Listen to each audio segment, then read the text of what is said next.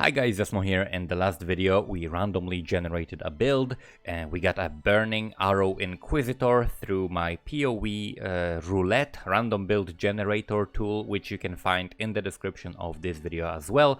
And in this video I'm gonna give you update on how the character is doing so far. This is going to be basically about leveling. So to start off with leveling, I'm of course playing on Trade League, so I got like Gold Rim, I got Silver Branch Bow just to start off with. And then I got some like level 1 quiver, and other than that I just used like basic gear like 2 iron rings and like a rustic sash and whatever until I could equip my unique items for leveling, which aren't that many, but there are some specific ones that I experimented with that are actually working very well. And in the beginning we started from level 1, like from the very beginning, with Burning Arrow, and we supported it with elemental proliferation, right? With elemental proliferation that would spread our ignites, and you can use it from the very beginning. That way you ignite one monster and the monsters around it also are getting ignited, and that gives you a little bit of AoE. This doesn't kill, like, this doesn't overkill monster. You're in no danger of overkilling monsters because you're not going to be killing everything in the packs in the very beginning, but that's fine because you don't want to be overleveled as well, and you can just run as quickly as you would run normally. And then after that we added some extra supports. In the end, the supports that I ended up using were of course Burning Arrow. Then we added combustion, so we had elemental proliferation, combustion. Then we added LMP, lesser multiple projectiles, and that was my 4-link that I was playing through most of the story until I started using the... Actually, I started using Tabula pretty early because I also had a Tabula that had +2 to the level of projectile skill gems, which I had from my EK leveling. So that's something very useful that I can definitely recommend, like +2 Tabula. Very easy to get, it's very cheap, so that's something easy to get. And then we added so Burning Arrow, elemental proliferation, combustion, lesser multiple projectiles, and then we added elemental damage with attacks from Act 2. And then later on you can add unbound ailments and burning damage. And before you get to higher levels, once you I think in Act 4 kill Malachi, you can get ignite proliferation, which is better than elemental proliferation because it gives you also additional like multiplier for ignites, right? So you basically replace elemental proliferation with ignite proliferation after like Act 4. But going back to the beginning of the game, we added Aberaph's Hooves. The reason why I used Aberaph's Hooves in the leveling, and you can pick them up for like 5C or something like that. All the uniques I used, except for like the Tabula Rasa in the early leveling, were like less than 5C. Very easy to get, very cheap things. So Aberaph's Hooves gives you 10 additional % chance to ignite because I wanted to very quickly reach 100% chance to ignite, and you get that from Holy Dominion, that you get 10% from Holy Dominion passive, and then Aberaph's Hooves gave me 10%. You get them, I think you can equip them on level 12 or something.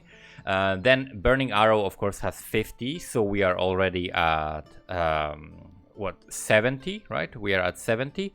And then you can get also Ember Wake and also elemental proliferation. So elemental proliferation gives you another 10, and then Ember Wake is the ring that you can equip from level 16, and that each gives you 10. So that's how you get to 100% chance to ignite at level 16, right? And as early as that, you can have 100% chance to ignite, and this is very useful because you don't need, you're guaranteed to hit and ignite a pack and then just move on, because you don't need to do anything else.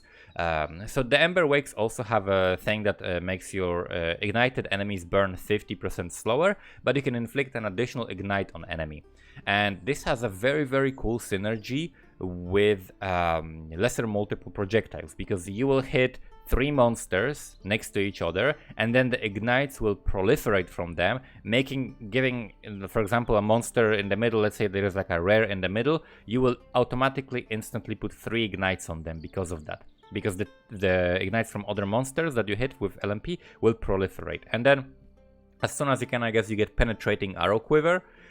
In like, I got it in like Act 4, which makes arrows pierce additional target, and that helps you hit even more targets and get closer to those rares so that you can proliferate the ignites to those rares. And then with 3 ignites on them, you actually gain 33, so 66% DPS.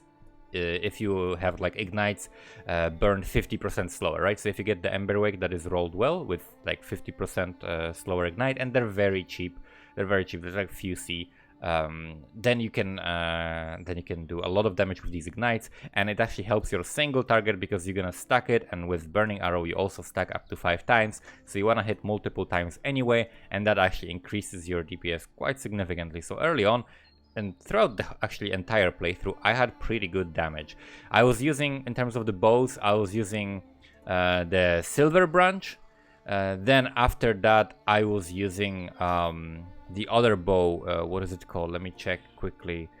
So unique bows, Silver Branch. After that I was using Zoph's Inception, I think. Yeah, Zoph's Inception. That gives you 10% chance to ignite as well. I was using that from level 23. And then in Act 6, I just crafted in like 1 minute. I crafted a bow with just, this was just a random rare bow. Do I have it still? I think I do. Yeah, random bow that has like 83% increased fizz damage, added fire damage, and I crafted on it increased elemental damage with attack skills, and just a randomly crafted bow in 1 minute, and my DPS almost doubled. And then, of course, once I got to level 64, I think, then I got myself the Zoph's Nurture, which normally you're not gonna get that early, right? But if it's your second character or whatever, then you can get it. Throughout leveling, I was also using Gold Rim and Carnage Heart.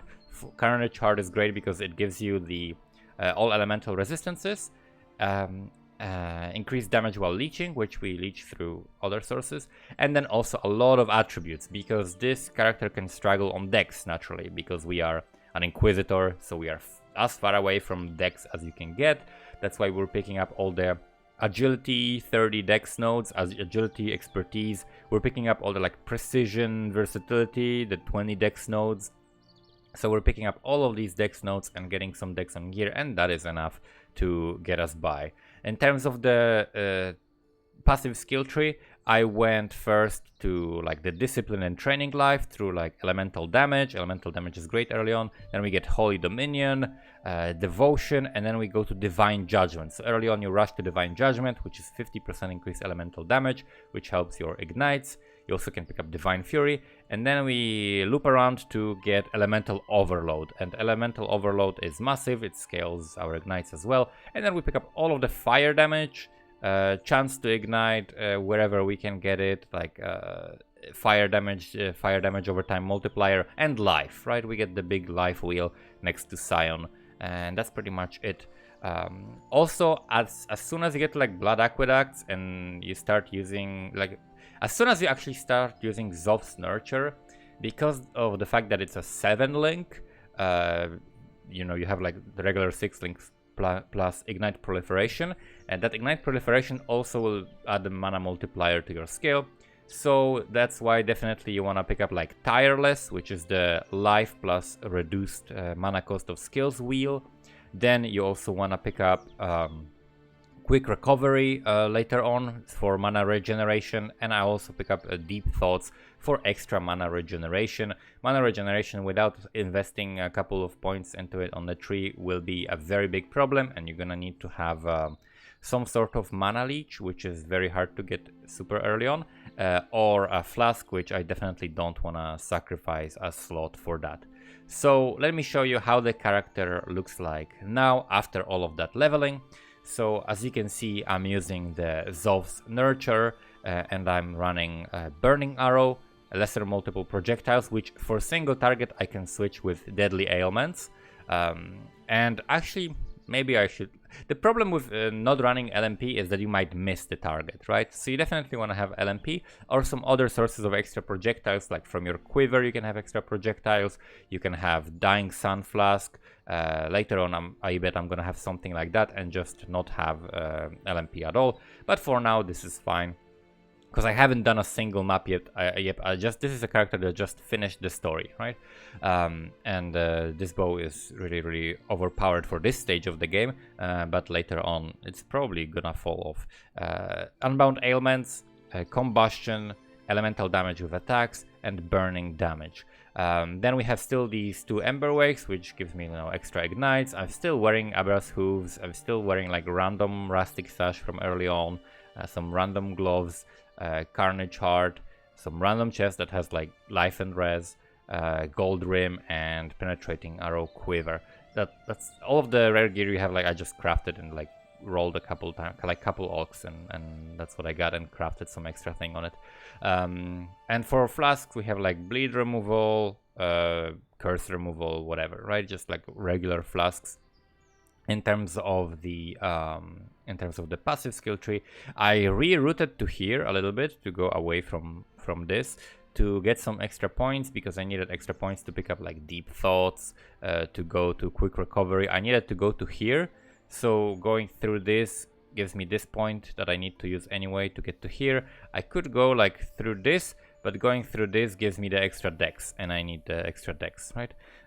So that's why we're going through here. We pick up this life with res, we pick up the fire damage here with extra AoE, we pick up the purity of flesh, here we got the divine judgment, divine fury, and then you can either go through here or you can go through here, doesn't really matter. If you are not planning on picking up this, then you want to go through here. If you are, then it doesn't matter. But if you wanted to use like, there is a way to do glancing blows if you go like the rear guard, quiver, block, and you just get a bunch of block. But I'm not sure if that would make sense to actually do the glancing blows. Maybe for the sake of like leech, if later we get a bunch of leech, maybe that would be nice. And then we pick up the extra dex and life. We'll go to here because of the dex, right? And then we pick up this scion wheel, and that's basically it for now. This is like how I finished the story, right? Very compact, easy tree. This entire wheel, you don't need these 2 points, but later on these 2 points will be needed for the converting the explosion once we get the explodey chest, right? So let me show you now how it performs. Let's go blood aqueducts or whatever. Basically, yeah, I still have the Abra's Hooves. So basically you blow up packs so easily because of the herald. And you'll see like all the rare monsters that I hit, all the proliferation that's going on. It's really satisfying. Like let's find a pack with like a big rare monsters and see him burn. No rare monsters here. We're gonna have like okay, that's good. I didn't actually click it. Okay, the blue monsters burn so easily. We are of course over leveled for this, but as you can see, this guy gets ignited like 3 times. And especially with elemental overload, and the more AoE you get, the more proliferation is gonna happen, right? The further you will spread, and you will have situations where it spreads from pack to pack, and also the pierce helps like hit another pack, right? So the build is super comfortable, and I'm gonna definitely fix some gear. Probably I'll either buy some gear or I'll farm quarry to get some seeds and get like a starting gear that we can start mapping with, and try to get the first goal is gonna be probably to get like explodey chest, right? That's gonna be the first item upgrade that I'm gonna like really actually invest in. I just hit this once and all of these rares with big HP die. This is very satisfying and very nice. How the ignite proliferation spreads, how the Herald of Ash is performing. Let's see what happens if I don't play with LMP. So if I remove LMP and play Deadly Ailments instead, because of the Pierce, I'm still killing everything. So actually, probably I don't need LMP at this point. I just need to make sure to aim at the actual pack. Yeah. If I don't hit the pack, I'm running through this. That's just Abra's Hooves igniting things and spreading the ignite and killing it. If I actually scaled the Abra's Hooves properly, it would be pretty nuts. Wow, that's a lot. What the fuck? That's a lot of proliferation. Because of the Ember Wakes, our ignite duration is so long that it keeps spreading. This is actually very nice. Like the Ember Wake, I think, is a really nice touch, and the fact that it spreads multiple times, and you can have multiple ignites, and the duration is very, very long with this. You can extend the duration, but that will lower your DPS, right? So you don't want to do that. You want to have the 50% increased duration, which is the minimum you can have. There we go. We level to 69. Nice. But it's very, very nice. Like, it's actually better than I expected with just the proliferation. Like, I expected this to not feel as good with the explodey chest, without the explodey chest. So probably you don't even need explodey chest. The thing with the explodey chest is that it might help you chain, right? It might help you chain, but this is actually really nice already. So if we didn't go for the explodey chest, then what we would do is just like run Calm's Heart, right? Or something. I could start with Calm's Heart actually. If I can get resistances on everything else, then Calm's Heart early on will be pretty nuts. So that's probably what I'm gonna start with. I'm gonna just get a cheap Calm's Heart because it's gonna increase, it's like flat up to 50% or 40% increased fire damage, which means this also increased the ignite damage, right? And since this character doesn't have that many defenses, even though I think I died only once to Corpse Explosion here in Blood Aqueduct. That's one time that I died to Corpse Exploding. But this is really nice. So that's it for this update. I'm gonna develop this character a little bit more, and then I'm gonna go into maps, and then I'm gonna make an update in a couple of days for the character in maps, and then later on we're gonna try to min-max this character and then go to T16s to Awakener, but this is much better than I expected. Thank you guys for watching, and see you next time.